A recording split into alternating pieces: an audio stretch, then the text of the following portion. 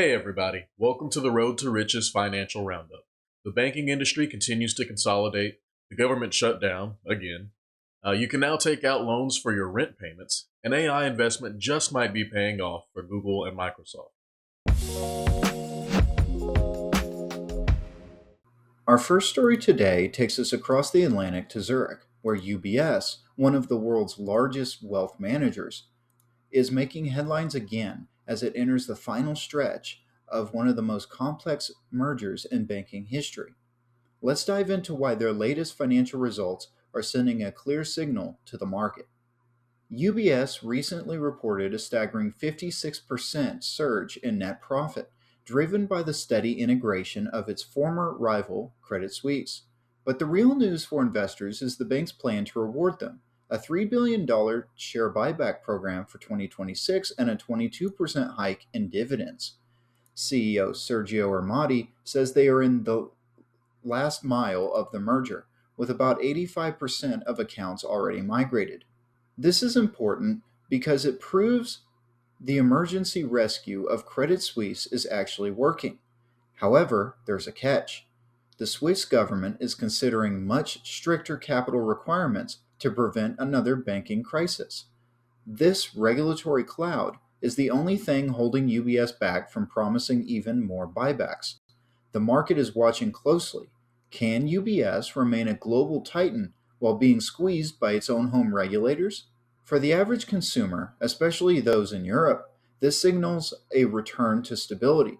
After the chaos of 2023, seeing the combined bank report record profits means your deposits are safer. For the retail investor, it's a classic dividend play, a sign that big banking is once again a place for reliable, albeit regulated, returns. UBS is essentially telling the world they've survived the storm, but the Swiss government might be changing the rules of the game. Keep an eye on those regulatory discussions.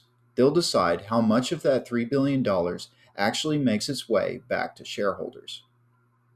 From banking to the silicon race, if you thought the AI hype was cooling down, Google just threw $185 billion worth of cold water on that idea.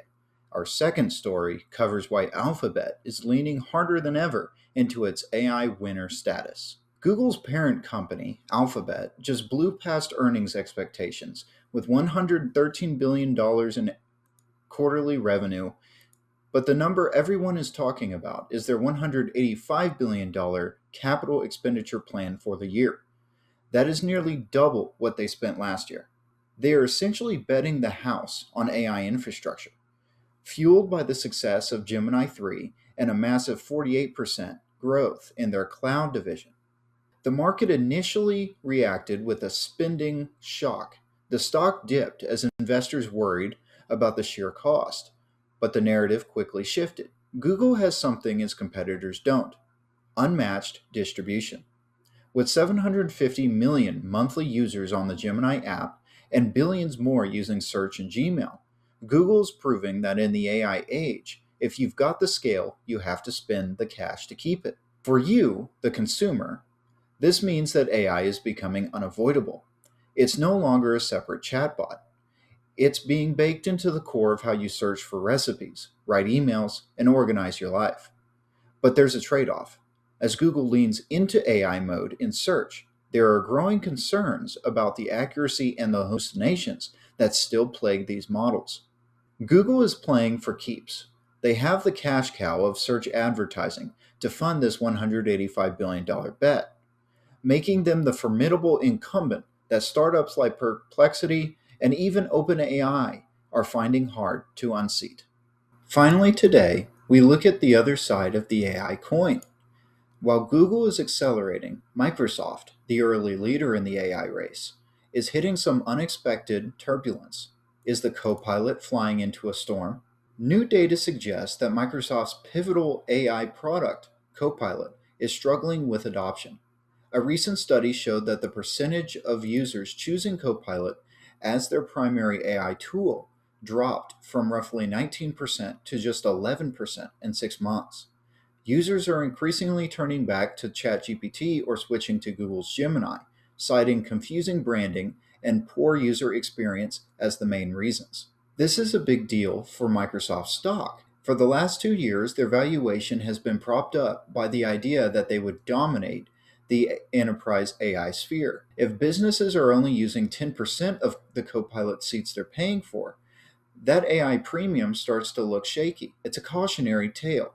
Having a first mover advantage and a seat in every office doesn't matter if the product feels forced or clunky to the actual workers. For the consumer, this is a quality of life story. Many of us have felt AI fatigue, where every time you open a Word doc or a browser, an assistant pops up to help you. Microsoft's current struggle shows that consumers want AI to be helpful, not just important. It means we might see Microsoft take a step back and simplify their massive, confusing web of copilots into something more intuitive.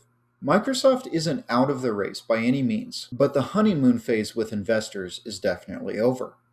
Now they have to prove that Copilot is a tool people want to use, not just a tool they have to have. Government Shutdown 2.0 averted. Congress has finally secured full year funding for fiscal year 2026, ending the second shutdown in 3 months. On February 3rd, President Trump signed a $1.2 trillion funding package that includes 11 key departments, with the Department of War continuing to be the largest expense at $838 billion. But things aren't finished yet. Long term provisions for the Department of Homeland Security were removed before the Senate passed the initial bill. Congress opted to separate DHS funding into a 2-week continuing resolution, pushing the next deadline to February 13th. The split was driven by heated arguments over immigration enforcement.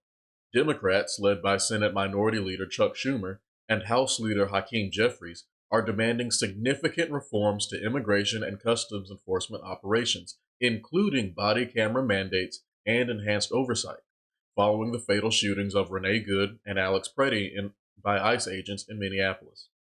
If funding isn't agreed on by next Friday, we could very well see a third quasi-shutdown. But what does this all mean for you? Typically, a government shutdown affects some services that we interact with daily. During the first shutdown in November, TSA operations slowed, government-backed mortgage approval stalled, and food benefits were in peril moving into December. Servicemen don't get paid, and companies who rely on government contracts could see their cash flow constrained. Government employees get furloughed, and some lose their jobs completely. Thankfully, this shutdown was brief, lasting only 4 days, and many of those services were already funded. However, this is just further proof that the government doesn't care about you or represent you. You have no choice but to provide for and protect ourselves from all enemies, foreign and domestic. Housing continues to account for a larger portion of the average American's budget, with 40% of us spending 40% of our income on housing. With the average U.S. rent reaching $1,650, the rent now, pay later boom is a direct response to this crisis. Services like Flex, which manages over $2 billion in monthly rent volume, allows tenants to split their rent payments into 2 to 4 smaller installments throughout the month. While some people praise this, stating it provides much needed flexibility for gig workers or independent contractors with volatile paychecks, it's not a solution for affordability. In fact, it often adds to the financial burden through subscription fees and service charges that can exceed $30 or $40 monthly, leading to a risk of overlapping debt where the previous month's balance remains partially unpaid as the next rent cycle begins. This trend is part of a larger explosion in buy now, pay later services, which have expanded from retail into life essentials like groceries. A major shift occurred in late 2025 when FICO began integrating BNPL data into its credit scoring models. This move aims to make these small, short-term loans more transparent for lenders. On one hand, on-time payments can now help build credit history. On the other hand, constant balance increases and possible delinquencies will directly damage credit scores. These small debt increases have a high chance to push borrowers into a debt spiral where their cash flow can't support the total payments that typically land throughout the month instead of at set intervals. In fact, nearly 1/4 of BNPL users reported late payments in 2025. Major debts like car and student loans then get significantly harder to stay on top of. As BNPL providers move toward profitability, By introducing more consumer-facing fees, it becomes increasingly clear that the immediate solution to tight cash flows are better payment structuring and constant budgeting. Try to change your payment due dates to 1 or 2 days after you initially get paid. Be aware of your total payment amounts and spread them out accordingly. If possible, use your bank's dedicated budgeting features to make this tracking even easier. Some banks even allow you to automatically separate your income into certain buckets to keep you accountable.